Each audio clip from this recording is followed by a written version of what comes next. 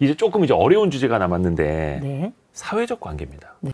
사회적 관계 일단은 인간관계를 이제 사회에서 맺는 것 자체를 되게 어려워하시는 분들 계시거든요. 이게 그냥 보편적인 겁니까? 기본값이라고 볼 수 있는 겁니까? 어렵죠. 아니 남이 얼마나 어려워요. 왜냐하면 누군지 모르잖아요. 네. 그리고 인간은 겉껍데기하고 속껍데기가 달라요.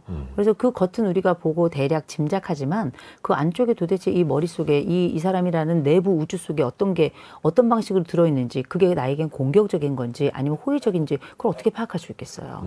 그러니까 일단 우리가 제일 먼저 쉐이크 핸드, 악수를 하는 악수하고. 게 우린 둘 다 총 없어 이런 뜻이라면서요. 그렇죠. 서양에서. 그러니 나 안심해도 돼. 나도 널 안심할게. 이게 바로 그 악수의 가장 전형적인 의미인 건데 네. 이 사회생활이 그러면 언제든지 그렇게 서부 영화처럼 뒤에다가 바지에다가 총을 꽂고 사는 그런 것이기만 하냐, 그런 건 아니죠. 예. 저는 그건 제2의 친구이고 제3의 가족이라고 저는 생각을 하는 게 너무 오랜 시간 함께 있거든요. 가족보다 훨씬 더 오랜 시간을 직장에서 함께 있어요. 사실 그렇다 보니까 그렇게 직장 내에서 그렇게 정분도 나고 그러는 거거든요. 왜냐하면 공동의 목표를 성취하고 그러다가 이제 까딱 어떻게 하다가 실수로 그렇게 도덕적 실수를 할 때가 있긴 있어요. 들키지 말라고 말씀드리고요. 대신 본인 스스로 좀 정직해야지 인생도 떳떳해요. 네. 그래서 그런 일을 하지 않으시는 게 좋고, 이 세상에 와이프하고 허즈번드라고 하는 건 하나밖에 없습니다. 오피스에 그렇죠. 갔다 하고 한 사람이 더 있는 건 절대 아니에요. 그 말씀 드리고, 네. 대신 사회생활 할 때에는 저는 우리가 흔히 말하는 사회적 감각이라고 하는 눈치는 좀 있어야 된다고 생각해요. 근데 이게 눈치가 학교 다녀도 안 생겨요. 졸업을 해도 이게 졸업장을 받아도 눈치는 잘 안 생기는데, 눈치 없는 사람은 네. 끝까지 없죠. 근데 이제 인생 채찍이라는 게 참 무섭게, 졸업장이 없어도 그 흔적만으로도 우리는 다소 눈치가 좀 생겨나기도 해요, 일부. 그래서 적어도 이제 몇 가지는 있어요. 저는 어느 곳에 가서든지 집안에서 유능한 사람은 보면 밖에서도 좀 유능하더라고요, 확실히. 그리고 이쪽 회사에서 유능한 사람은 저쪽 회사도 유능하고요. 근데 유능성과 거기에 따른 인간성은 좀 다를 수 있지만, 회사에서는 인간성보다는 저는 유능성이 훨씬 더 가치가 있다고 생각을 하고요. 대신 이런 말씀을 드리고 싶습니다. 많은 분들이 회사에서 흉금 털었다가 나중에 내가 고립되는 경험들 많이 하시거든요. 회사에서는 일 얘기만 하시면 됩니다. 회사에서 물론 좋은 친구를 사귀고 또 이 좋은 친구와 함께 어떤 생애의 또 다른 삶의 공간, 행복의 공간을 만들 수도 있긴 있는데, 사회라고 하는 현장이 지금은 같은 부서에 있지만 조금 있으면 다른 부서로 옮겨가고요. 또 지금은 나에게 친구이겠지만 나중에 경쟁 상대가 되는 경우도 굉장히 많더라고요. 근데 우리가 일과 관련된 얘기만 하면 아무 문제가 없어요. 그러면 나머지 내 마음의 문제는 서로 간에 직장에서 털어놓으면 안 되냐? 뭐 할 수 있는, 인격적으로 그 사람에 대한 전반적 신뢰와 믿음이 크다면, 그리고 그 사람이 뭐 부처님 가운데 토막이고 뭐 인간 예수다 그럼 털어놓을 수도 있겠죠. 그러나 리스크가 반드시 있는 거예요. 왜냐하면 발언니 말이 천리를 가고요. 세상에 비밀이라는 건 없는 거예요. 그래서 이런 그 힘들고 어려운 상황이나 내 진짜 안쪽에 터져버릴 것 같은 감정은, 왜 임금 등기는 당나귀기 대나무밭 얘기하잖아요. 상담소가 바로 그런 자리죠. 할 수 있다면 요새는 무료 상담도 굉장히 많아요. 가족센터 가셔도 무료 상담 받을 수 있고, 건강복지지원센터 가셔도, 정신건강복지지원센터 가셔도 당연히 무료 상담 받을 수 있고, 그 다음에 뭐 온국민 마음 뭐 돌봄 뭐 이게 있잖아요. 사업이 있잖아요. 그 사업 뭐에서도 지금 무료로 상담을 또 받을 수 있으니까 가셔서 오로지 내가 가지고 있는 건 다 내가 해결한다고 하는 그 오만함에서 벗어나시고요. 나도 이렇게 건강한 창구가 있다면 얼마나 좋아요. 둘도 없는 창구고 또 우리의 비밀보장도 되는 창구고요. 거기다가 삶을 이렇게 조망해 볼 수 있는 또 기회의 창구가 되기도 하거든요. 그래서 이런 전문가들 요새 워낙에 많으니까, 대신에 이제 잘 알아보고 가실 게, 어디 가시면 이제 그랬구나 이것만 하시는 분들이 있는 경우들이 아주 드물게 있긴 있어요. 우리가 의사도 명의가 있고 돌팔이가 있는 것처럼 상담 현장도 정말 잘하는 분들이 있고 그렇지 않은 분들도 계시거든요.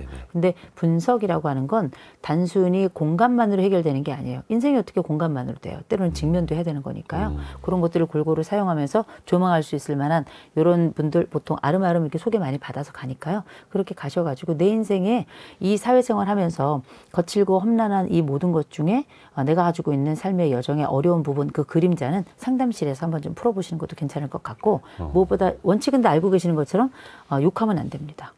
욕하는데 동참하면 반드시 고발고사증이 날아온다는 거, 요새는. 기억하시면 좋을 것 같습니다. 사회적 관계가 어려운 지점이 특히 그런 것 같아요. 이 무리에서 이탈하면 나에게 손해가 올 것 같아서 계속 거기에 끼어 있는 관계를 맺어야 할 것 같고, 그러다 보니까 누가 뭐를 부탁을 하더라도 들어줘야 할 것 같고, 그래서 또 어떤 분들은 마음 약하신 분들, 거절 못하는 분들이 더 힘들어 하시잖아요. 그쵸. 사회생활에서는. 거절을 잘하는 방법도 있습니까? 거절을 잘하는 제일 좋은 방법은 내 옆에 극T를 두면 돼요. 극T, MBTI 극T. 이런 분들이 제 옆에 딱 내 친구로 있잖아요. 네네. 그럼 얘가 다 막아줘요. 이렇게 좀 장비 여포 같은 친구들이 있잖아요. 근데 그런 친구들은 또 나에게도 지적질을 하니까 그것도 이제 견뎌야 될 지점이긴 해요. 근데 분명한 건, 인간 사회에서, 제일 먼저 그 사람이 내 부탁을 거절하는 걸 먼저 힘들어하는 분들이 더 많으시더라고요. 아니, 또 부탁했을 때 거절 당하면 상처받고. 그렇죠. 근데 생각해보면 그 사람이 왜 내 부탁을 들어줘야 돼요? 그건 이상한 일 아니에요? 그 사람이 왜 내 부탁을 들어줘야 돼? 들어주면 땡큐인 거예요. 그친 것도 없는데. 그러면 괜히 이 사람이 해줄 의무가 있는 것도 아닌데 뭐 당연히 그 의무가 있는 것처럼 예를 들어서 결혼식을 한다.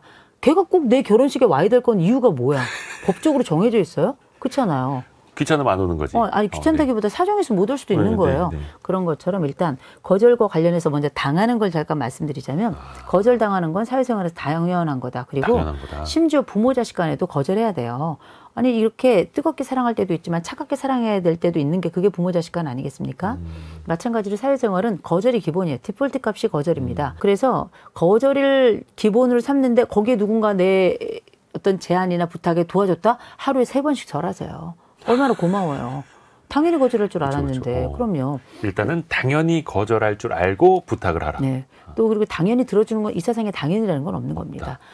대신에 내가 다른 사람을 거절해야 될 때가 있잖아요. 그쵸. 거절해야 될 때는 힘들죠. 근데 거절 잘 못하는 분들 계시잖아요. 이거는 훈련도 좀 받아야 돼요. 왜냐하면 계속 거절 못하다가 일 다 떠맡고 돈 다 뜯기고 인생 호구되는 건 하루 아침에 순식간에 되는 겁니다. 그래서 하실 수 있다면 연습하셔야 돼요. 미안한데 이 얘기는 한국에서는 안 하겠다는 얘기예요. 그리고 제가 늘 드리는 말씀이지만 한 번 거절하고 남은 생에 편한 게 나아요. 이를테면 뭐 우리가 전 집안에서 뭐 시어머니와 며느리 사이나 또 장모 장인과 사위 사이도 저는 사회적 관계라고 생각을 하거든요. 네. 그냥 비밀번호 다 아셔가지고 막 들어오시는 분들 계시잖아요. 이거 그냥 있으면 앞으로 다른 지역에도 끊임없이 침범하실 겁니다. 한 번 불편하더라도 대놓고 내가 이상한 사람 되는 게 나아요. 그래서 이 사건이 예를 들어서 웬만한 건 받아주세요. 뭐 안 될 게 뭐 있어요. 웬만한 건 해주는 거지. 그러나 봤을 때 이게 장기화 될 것 같고 이 사람의 악의가 보일 때가 있어요. 그럴 때 무조건 거절하셔야 됩니다. 그리고 내가 거절이 잘 어렵잖아요. 주변에 가까운 사람들에게 야 이런 일인데 어떡하냐? 그럼 다른 분들이 야 거절해 이렇게 얘기할 거예요. 거기서 기를 좀 받으세요. 그러셔서 거절의 동기뿐만 아니라 거절의 기운도 좀 받으시고요. 그다음에 머릿속에 막 상상해야 돼. 어떻게 거절하지? A 버전, B 버전, C 버전, D 버전 해가지고 온 힘을 다해 거절할 수 있을 만한 여러 대책들과 비책들을 갖추시기 바랍니다. 저는 이제 섭외할 때 거절 많이 당하거든요. 네네. 근데 어떤 분들이 이제 한 3개월 후, 6개월 후, 최근에는 1년 뒤로 이제 거절을 당해본 적이 있어가지고 그것도 괜찮은 방법이더라고요. 근데 1년 뒤에 꼭 찾아와요. 저는 분들은. 기억하거든요. 그렇죠. 예, 저는 기억합니다. 근데 그분이 듣고 계셔야 그거는 될 텐데. 거절이라고 보기 어렵죠. 그리고 왜 그분들이 왜 그걸 거절했다고 왜 섭섭하세요? 안 섭섭해요? 말이 왜 더듬으세요? 혀가 잘 안 움직여서. 이게 마음속에 다 있는 거예요, 사실은. 그러니까 조금씩의 섭섭함이 있을 수 있지만 돌이켜 생각하라. 그들은 우리에게 뭔가를 해줘야 될 의무를 가진 자가 아니다. 그렇죠. 대신 그걸 어느 정도 혹은 뭐 많이 해주면 땡큐다. 이렇게 그래서 생각하시면 저는 반대로 생각합니다. 3개월 후라도 1년 뒤라도 검토해 보겠습니다라고 한 것 자체가 어유 감사한 일이네. 그렇죠. 이렇게 생각을 하는 그래서 거죠. 저는 얼마 뒤라고 말씀을 안 드려요. 사실은 이제 이호선 교수님이 극피라고 들었는데, 자 오늘은 이호선의 나이 들수록 이 책을 읽고 있는데요. 사실은 저는 좀 고민이 드는 지점도 있어요. 저도 이제 40대 중반으로 가다 보니까 나이 들수록 누구나 꼰대가 되어 간다고 하지 않습니까? 근데 또 꼰대가 안 되려고 한다고 해서 꼰대가 안 되는 것도 아니고 어떻게 해야 됩니까? 어떻게 하면 더 나은 꼰대가 될 수 있을까요? 더 나은 꼰대는 없어요. 그냥 꼰대는 꼰대죠, 뭐. 다만 분명한 건 저는 어떤 이 사람의 인품이 굉장히 중요한 것 같아요. 요새 흔히 꼰대라고 얘기한다면 MZ세대 얘기 많이 하잖아요. MZ가 뭐 삼요 하잖아. 이걸요? 제가요? 왜요? 막 그러면 이제 라떼 세대가 삼야 한다잖아요. 해보란 말이야. 당장 하란 말이야. 야! 막 이런 거 얘기하잖아요. 근데 우리가 생각해 보면 이 세대 간의 서로 간의 차이를 두고 이전 세대, 신세대와 꼰대는 늘 시기별로 뭐 인류 역사를 통틀어서 다 있어 왔고요. 근데 중요한 건 이런 꼰대라고 하더라도 젊은 사람들은 압니다. 이 사람이 유능한 꼰대인지 아니면 정말 무능한 꼰대인지 또 이 사람이 인간성이 좋은 사람인지 그렇지 않은 사람인지 이 얘기는 뭐냐면 인간성이 좋던가 아니면 유능하던가 자기만의 특성화된 요건들을 하나씩은 자기만의 칼은 하나씩 들고 있어야 되는 거죠. 그래서 이 사람은 이게 무기야. 이 사람은 인간성이 무기야. 이 사람은 유능함이 무기야. 이 사람은 이런 걸 잘해라는 게 명확하게 하나 딱 드러나잖아요. 그러면 MZ세대들은 완전 꿇어요. 요새 그 특별히 Z세대 같은 경우는 그 고3 남학교, 고3 아이들 사이에 그 반에서 수학 잘하는 애들이 형이라고 부른대요. 형, 수형. 수형. 뒤집어서 형수 막 이렇게도 부르고. 그런데 이런 얘기를 하는 얘기가 뭐냐면 능력 있는 애들 앞에서는 이제 다른 친구들도 아무런 얘기를 하지 않아요. 능력 앞에 다 무릎 꿇습니다. 그래서 우리가 그전에는 뭐 다 이렇게 뭐 낙하산으로 내려온 거 아니야 뭐 이렇게들 봤다면 MZ세대 넘어오면서 야, 유능하니까 거기까지 간 거야. 대신에 이제 도덕적인 어떤 검증 이 필터는 약간 좀 약화된 건 아닌가. 이제 자본의 아들 자본의 딸들로 성장하고 있으니까요.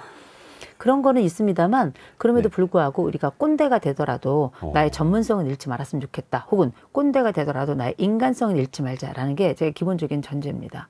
그 보통 제가 이제 기업 강의 그 중에서도 임원진들 대상으로 리더들 대상으로 강의할 때 꼭 리더가 갖춰야 될 빅5에 대해서 얘기를 해요.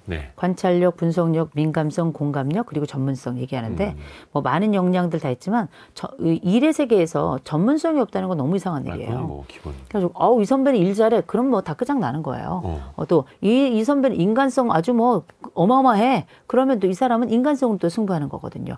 이 사람이 가지고 있는 하나의 매력이 그 사람이 꼰대라도 아름답게 만들 수 있다라고 저는 생각합니다. 정말 잘 들었습니다. 근데 이 책이 관계편이에요. 그럼 다음엔 다른 편이 또 나온다는 얘기네요. 시리즈로 이제 해보자고 했는데 기운이 빠졌네요.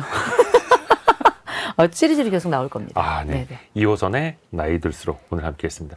숭실사이버대 이호선 교수였습니다. 고맙습니다. 고맙습니다. 감사합니다.